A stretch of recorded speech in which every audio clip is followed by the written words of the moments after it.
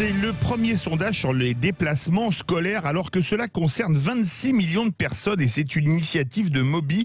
Nous sommes en compagnie de Bertrand Dumas, chef de projet Moby. Bertrand Dumas, bonjour.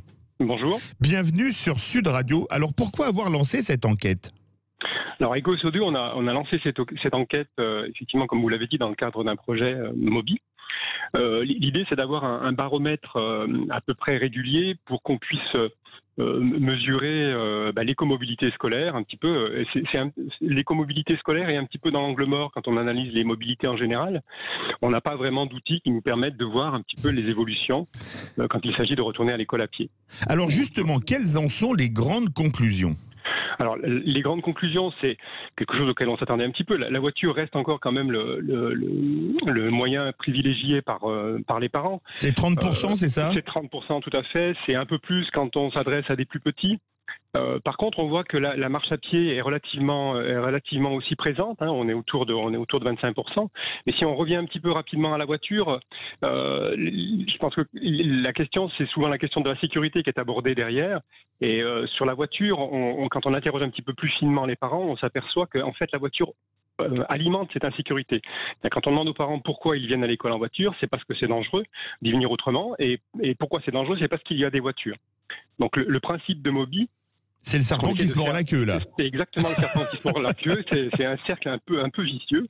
Et l'idée de Moby, c'est d'accompagner les collectivités pour rompre ce cercle et de le remplacer par un cercle un petit peu plus vertueux. C'est-à-dire que si on vient plus facilement à l'école à pied, forcément, il y aura moins d'insécurité autour de l'école. Donc ça, c'est les premiers enseignements de notre sondage. Ensuite, on voit que les transports en commun sont relativement présents. Si on cumule à la fois le transport scolaire qui est dédié aux scolaires, de fait, et puis le transport interurbain et urbain, plus le métro, plus le RER, plus même les trains de banlieue, on arrive à peu près à 39% des transports pour aller à l'école, donc c'est relativement conséquent.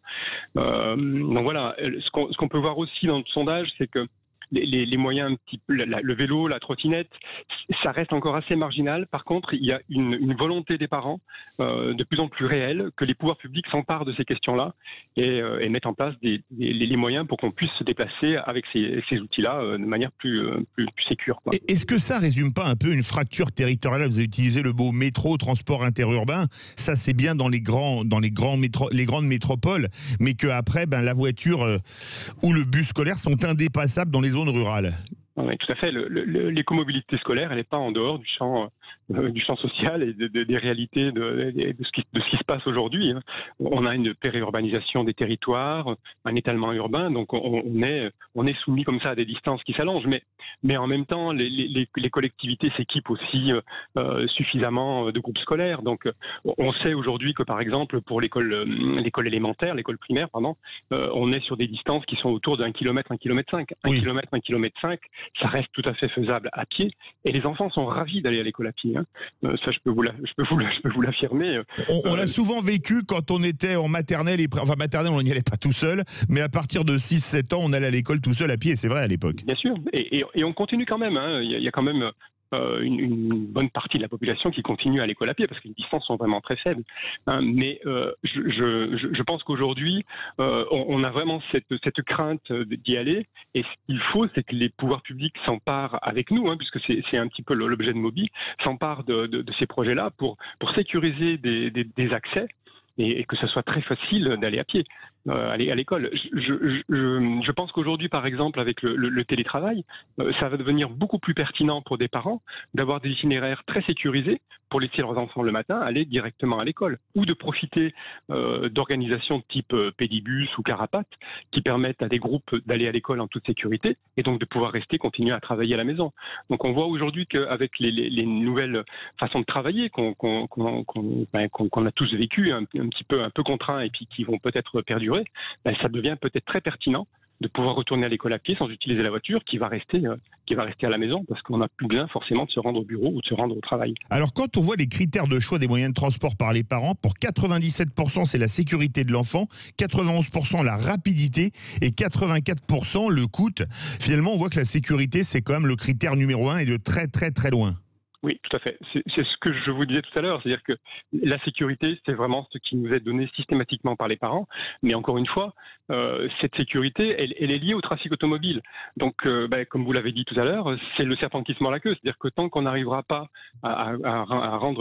à donner des bonnes conditions de sécurité pour aller à l'école en toute sécurité, de fait, on aura encore des voitures.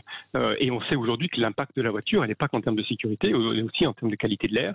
On a quand même eu des alertes assez importantes sur la qualité de l'air autour des établissements scolaires.